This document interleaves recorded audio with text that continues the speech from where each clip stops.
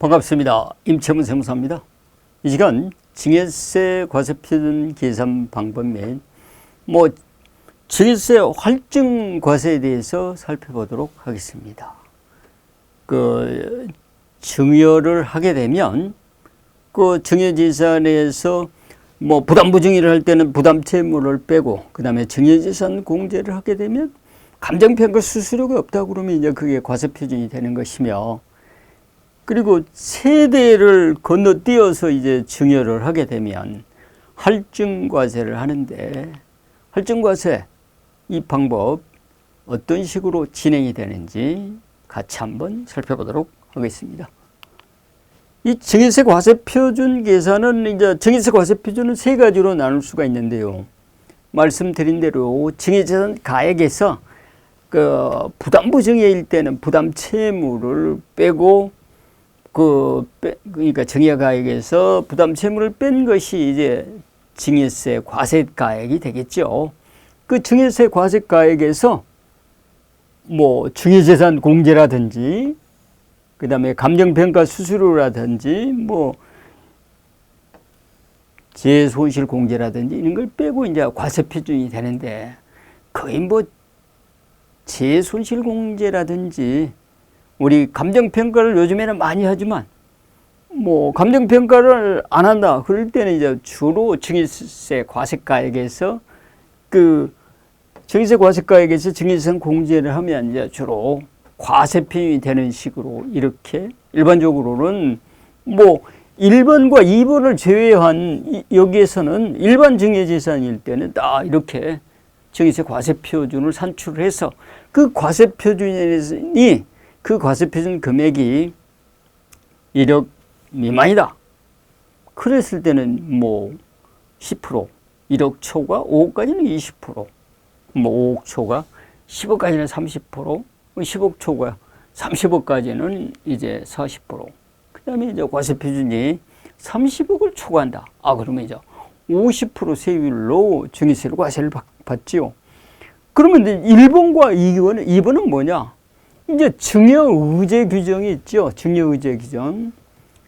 증여의제 규정은 뭐냐 그러면 상정법 45조 2 명의신탁 재산에 대한 증여의제, 그리고 45조 3 일감 떼어주기, 45조 4 일감 45조 3이 일감 몰아주기, 그 다음에 45조 4가 일감 떼어주기, 그 다음에 45조 5가 특정법인과 거래를 통한 증여의제.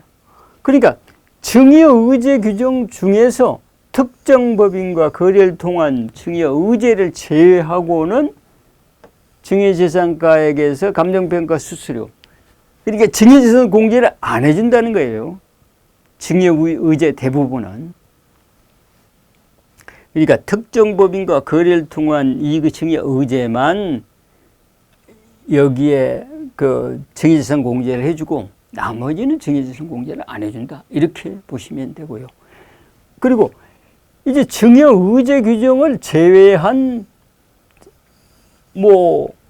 합산 배제 증여재산가액, 그러니까 합산 배제라는 것은 재차 증여를 해도 합산을 하지 않겠다는 거예요. 그런 것들이 뭐가 있냐고 그러면 재산가치, 취득 후 재산가치가 증가했다는 이익이라든가 상장했다는 이익의 증이라든가 합병 후 상장했다는 이익의 증이라든가 방금 말씀드린 일감 몰아주기, 떼어주기, 명의신탁, 이런 것들은 전부 다 합산 배제 증여 재산으로서 개별 건별로 과세를 하는 거예요. 개별 건별로 과세를 하는데, 아까 말씀드린 대로 증여의제 규정, 명의신탁, 그리고 일감 떼어주기, 몰아주기는 1번으로 들어가고,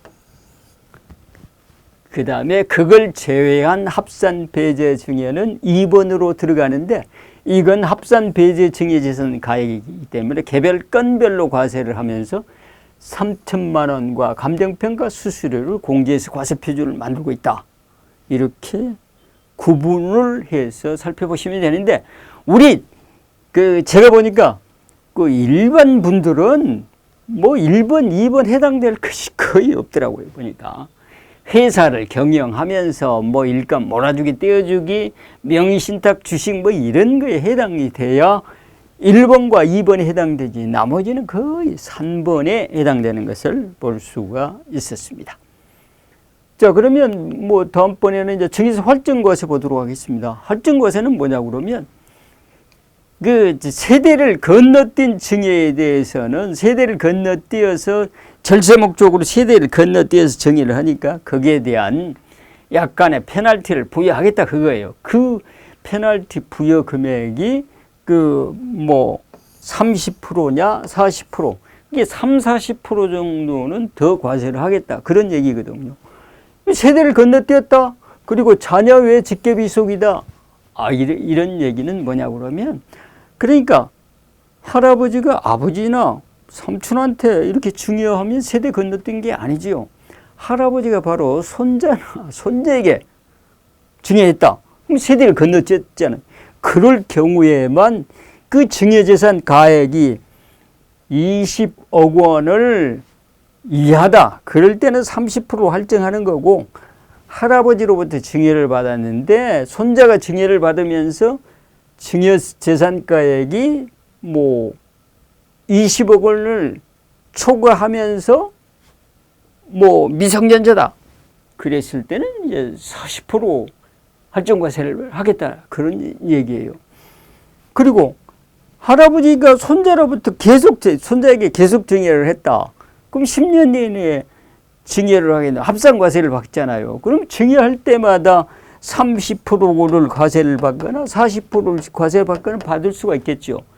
그럼 증여할 때마다 할증과세는 해야 되는데, 할증과세를 할 때 그러면 종전에 할증했던 것은 빼줘야 할증과세가 누적이 안 될 거 아닙니까?